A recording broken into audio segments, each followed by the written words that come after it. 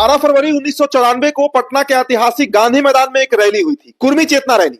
कहा जाता है कि नीतीश कुमार उसके बाद स्थापित तौर पर उस जाति के नेता बनकर उभरे थे। हालांकि उसके पहले भी वो नेता थे, लेकिन उस रैली ने 2005 में नीतीश कुमार को बिहार की गद्दी सौंपी थी। बिहार का मुख्यमंत्री बने थे नीतीश कुमार। अब 2025 में एक बार फिर से इसी फरवरी के महीने में 19 फरवरी को पटना के मिलर ग्राउंड में फिर से एक बार कुर्मी चेतना रैली होने जा रही है। इस रैली का उद्देश्य क्या है? बीते 20 सालों से उसी जाति के नेता बिहार गद्दी पर काबिज है, नीतीश कुमार की हम बात कर रहे हैं। तो इस रैली का उद्देश्य क्या है? इसके साथ ही साथ जो सबसे ज्वलंत सवाल है, क्या निशांत की लॉन्चिंग होने जा रही है इस रैली के साथ साथ? ऐसे कई सवाल हैं। देखिए, इस वीडियो में हमारे साथ जितेंद्र कुमार मौजूद है, शिक्षाविद है, प्रोफेसर है और जनता दल यूनाइटेड के शिक्षा प्रकोष्ठ के उपाध्यक्ष है। इनसे हमारा सवाल रहेगा, उपजातियों की चर्चा होगी, लंबा चौड़ा लिस्ट लेकर ये बैठे हैं, तो इन तमाम मसलों पर हम बात करेंगे। आपका स्वागत करते हैं जितेंद्र जी।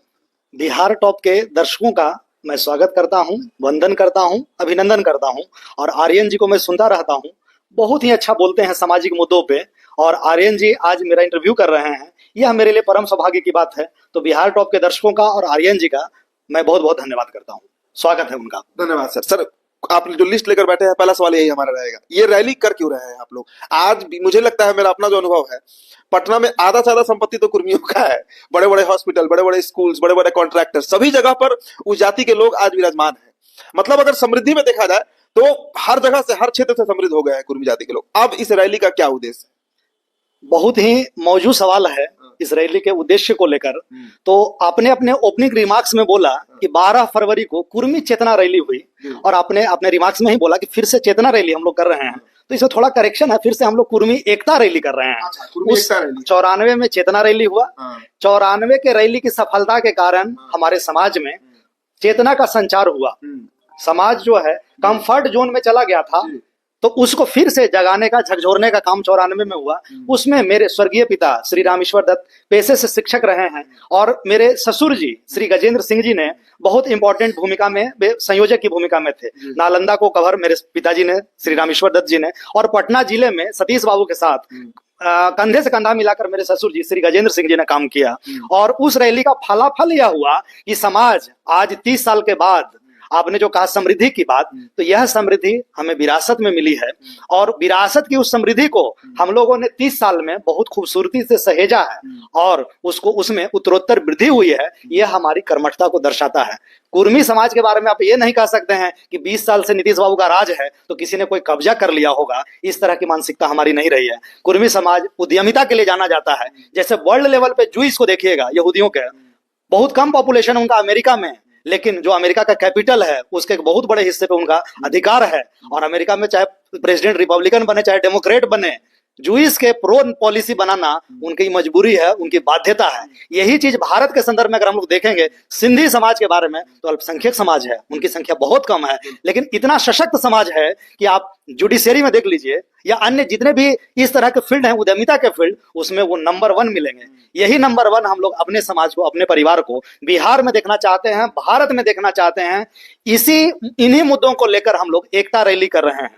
जैसा कि हम लोग सब लोग जानते हैं, हम सभी लोग अपने अपनी समीक्षा करते हैं कि भाई हमने क्या खोया, क्या पाया। 30 साल एक बहुत बड़ा टाइम गैप है। हम लोग उस समीक्षा बैठक बुला रहे हैं 19 फरवरी को पटना के मिलर स्कूल में, जहां हम लोग समीक्षा करें कि विगत आजादी के बाद अभी तक हमारा समाज कहां गया, इसके प्रगति का रोड मैप क्या हो। आज भी हमारा समाज 22 उपवर्गों में विभक्त है। मैं नाम लेना चाहूंगा, और जिस उपजाति के लोग जिस जिले में, बिहार के जिस जिले में रहते हैं, उसके साथ डेटा के साथ मैं बात करूंगा, क्योंकि मैं प्रोफेसर हूं, मैं शोध करवाता हूं। शोध बिना स्रोत के नहीं होता है। स्रोत में प्राथमिक और द्वितीयक दोनों स्रोत होता है। रेफरेंस के साथ बात करूंगा, बिना सबूत के कोई कार्य नहीं हम लोग करते हैं।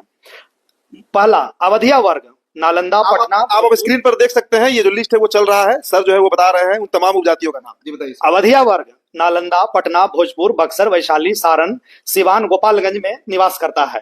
घमेला वर्ग नालंदा, पटना, शेखपुरा, नवादा, जहानाबाद में निवास करता है। कोचैसा वर्ग मुख्यतः नालंदा और पटना में निवास करता है। समसवार नालंदा, पटना, लखीसराय, मुंगेर, वैशाली, मुजफ्फरपुर में निवास करता है। जयसवार और धानुक वर्ग, ये दोनों वर्ग बिहार के अधिकांश जिलों में हैं। इनके अतिरिक्त चंदेल वर्ग भागलपुर और बांका में, रमैया वर्ग भागलपुर में, पटनवार रोहतास और कैमूर में, अयोध्या कुर्मी नालंदा में, सैंथवार सिवान, गोपालगंज, पटना में, चनौत, शिवहर और सीतामढ़ी में, गुरु नानक पंथी वैशाली में, ब्याहुत औरंगाबाद में, बड़गैया नवादा में, चपरिया चंपारण और गोपालगंज में, ढेलफोरबा सिवान में, कैवर्त सुपौल और सहरसा में, गंगोता भागलपुर में, घोड़चढ़े बक्सर में, अमात सुपौल में और डोजवार जमुई में। ये मुख्यतः 22 उपजातियां हैं कुर्मी समाज के अंतर्गत। आपने धानुक का भी जिक्र कर दिया। अब ये तो सर ये युद्ध हो जाएगा, धानुक समाज क्यों मानेगा अपने आप को कुर्मी? मैं ऐसे कई धानुक को जानता हूं जो कुर्मी से अलग होकर एक अलग पॉलिटिक्स कर रहे हैं। उनकी नाराजगी भी नीतीश कुमार से रहती है कि हमारी हकमारी करके उन्होंने सब कुछ कुर्मियों को दे दिया। मैं जानता हूं ऐसे कई धानुक को। ये क्लियर किया गया सर, ये मामला क्या है? जी जरूर, बिल्कुल।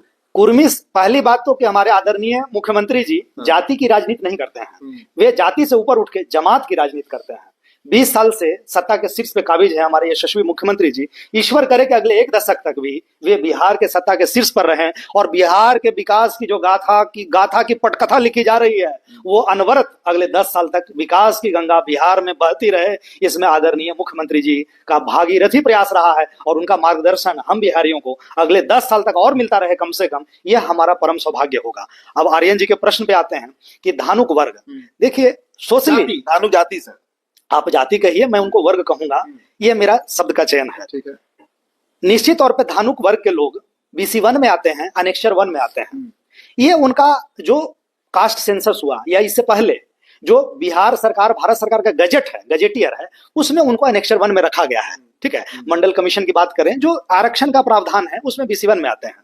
तो यह अगर कुर्मी से इतर दूसरी जाति को देखेंगे तो कुशवाहा समाज में विद्यांगी जो है, यादव समाज की भी कुछ उपजातियां जैसे गरेडिया है, वो BC 1 में है। जाति एक ही है यादव, जाति एक ही है कुशवाहा, लेकिन उसका ही एक उपवर्ग जो है वो BC 1 में है, तो उनको BC 1 का आरक्षण मिल रहा है। ठीक उसी तरह कुर्मी जाति के अंतर्गत जो धानुक उपजाति है उनको BC 1 का आरक्षण मिलता है। बहुत अच्छी बात है, हमारे ही वो भाई हैं। अगर वो सोशली आगे बढ़े, नौकरियों में उनको आरक्षण मिले और उच्च शिक्षा के क्षेत्र में भी आगे बढ़े, आरक्षण पाएं, उनकी सीटें सुरक्षित हो, इसमें कहां कोई ऐतराज है। मैं उदाहरण देता हूं, अगर आप उनको दूसरी जाति मानते हैं, मैं नहीं मानता हूं, वो खुद क्लेम करते हैं सर। कई धानुक को मैंने मिला है, मुलाकात हुई है, जो कुर्मी से अलग मानते हैं खुद को, इसलिए सवाल कर रहे हैं। मैं किसी का नाम नहीं लूंगा, वो हमारा कार्य नहीं है, वो हमारी फितरत नहीं है। ठीक है। मुख्यमंत्री जी जो लंबी लकीर खींचे हैं, उन्हीं के कार्यों को हम लोग को आगे बढ़ाना है। मुख्यमंत्री जी, माननीय यशस्वी मुख्यमंत्री नीतीश कुमार जी एक व्यक्ति नहीं है, विचारधारा है, और हम सबका नैतिक कर्तव्य है कि हमको उनको आगे बढ़ाना है। मुख्यमंत्री जी कभी धानुक में, कैवर्त में फर्क नहीं किए, मंडल में, गंगोता में फर्क नहीं किया। उन्होंने विकास का लाभ न्याय के साथ, विकास का लाभ का न्यायोचित वितरण समाज के सभी वर्ग में, उपवर्ग में, सभी रिलीजन में किया है। विकास के संदर्भ में कोई जाति धर्म वो नहीं देखे हैं। जो मुख्यमंत्री जी ने सड़क बनवाया, पुल बनवाया, बिजली घर घर तक पहुंचाया, नल का जल घर घर तक पहुंचाया, पर्यावरण का संरक्षण करवाया, हायर एजुकेशन के इंस्टीट्यूशन खुल गए, नए नए अस्पताल खुले, इसका लाभ क्या किसी खास वर्ग को मिला है? क्या किसी कुर्मी समाज के लोगों को ही सिर्फ मिला है? इसका लाभ समाज के सभी वर्ग को, सभी उपवर्ग को, सभी धर्म के लोगों को मिला है। तो यह धानुक जाति के संदर्भ में यह राजनीतिक प्रश्न है। ठीक है। कुछ लोग अपना राजनीतिक रोटी सेक रहे होंगे, उनको हम शुभकामना देते हैं, मुबारकबाद देते हैं। हमारा एकता रैली कर रहे हैं सर आप लोग, इस पे रैली पे आया जाए सर। अब एकता रैली कर रहे हैं, किस ये 22 उपजातियां जिसका आपने जिक्र किया, इनको एक करना है, यही उद्देश्य है और कोई उद्देश्य है सर? निशांत की लॉन्चिंग से भी कुछ जुड़ा हुआ है मामला, क्योंकि निशांत का लॉन्चिंग सबसे ज्वलंत मुद्दा है इन दिनों। नीतीश कुमार के रिटायरमेंट की चर्चा होती है, निशांत की एंट्री की बात होती है राजनीति में। पहले हम एकता रैली की बात कर लेते हैं, उसके बाद हम उसी का उद्देश्य है क्या निशांत की लॉन्चिंग? उसके बाद हम आपके दूसरे प्रश्न पे आते हैं, निशांत जी के प्रश्न पे आते हैं। कुर्मी एकता रैली, जैसा कि मैंने अपने प्रारंभिक स्टेटमेंट में बोला है कि हर समाज, हर व्यक्ति अपनी समीक्षा करता है, अपने प्रगति की समीक्षा करता है, अपने प्रगति का रोड मैप तैयार करता है, अपने लक्ष्य तैयार करता है। ठीक है। पिछले विगत 20 साल में, 30 साल में, 50 साल में क्या खोया, क्या पाया, और अगले 20 साल, 30 साल और 50 साल बाद हम अपने आप को, अपनी जाति को, अपने समाज को कहाँ देखना चाहते हैं, उसका रोड मैप तैयार करता है। मुख्यतः रैली सोशल है, ये कोई पॉलिटिकल एजेंडा हमारा नहीं है। समाज के लोग कैसे आगे बढ़े शिक्षा में, कैसे स्वास्थ्य के क्षेत्र में बेहतर करें, और पिछले 30 साल में, 40 साल में समाज के लोग कोई डॉक्टर बने, वैज्ञानिक बने, प्रोफेसर बने, IAS बने, IPS बने। बिहार बहुत बड़ा है, 13.5 करोड़ पॉपुलेशन है, 13.5 करोड़ लोगों को मैं तो नहीं जानता हूं। कुर्मी समाज की आबादी मोटे तौर पे सभी उपजातियों को ले लें तो लगभग हमारी आबादी 6% है। तो 13 करोड़ का भी 6% निकालेंगे तो 13 छक्का 78 लाख हो गया। 13.5% है तो 6 × 30, तो लगभग 80-82 लाख संख्या है। 80-82 लाख में मैं तो 1 लाख आदमी को भी नहीं जानता हूं।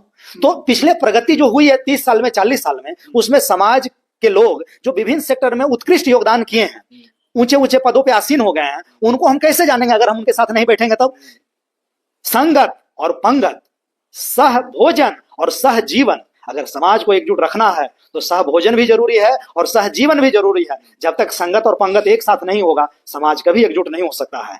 हम लोग अपनी तरक्की चाहते हैं, अपनी उन्नति चाहते हैं। हम लोग किसी से कोई हमारा प्रतिस्पर्धा नहीं है, किसी अन्य जाति या उपजाति के लोगों से।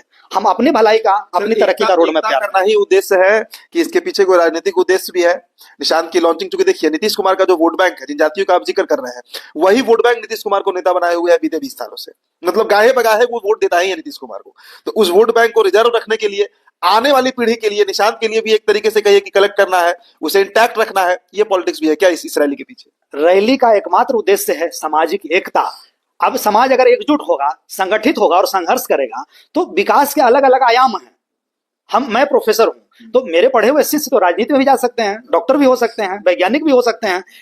वे क्या बनेंगे ये मैं तो नहीं तय करूंगा। तो जहां समाज के लाखों लोग बैठेंगे तो उनका वो कहां तक लेके जाएंगे और उस विकास के लक्ष्य को, ये कौन जानता है। ये तो जब एक जगह लोग इकट्ठा होंगे। निशांत पे बोलिए ना सर पहले, उनका क्या खबर है, क्या चर्चा है निशांत को लेकर, जेडीयू में क्या चर्चा चल रही है? मैं इस पे एक लाइन कहना चाहूंगा, राहें जहां तक जाएगी राहगीर वहां तक जाएगा।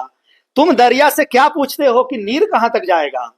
अरे खींच धनु की डोर, निशाना साधो अपनी मंजिल पे, बाकी देखेंगे तीर कहां तक जाएगा।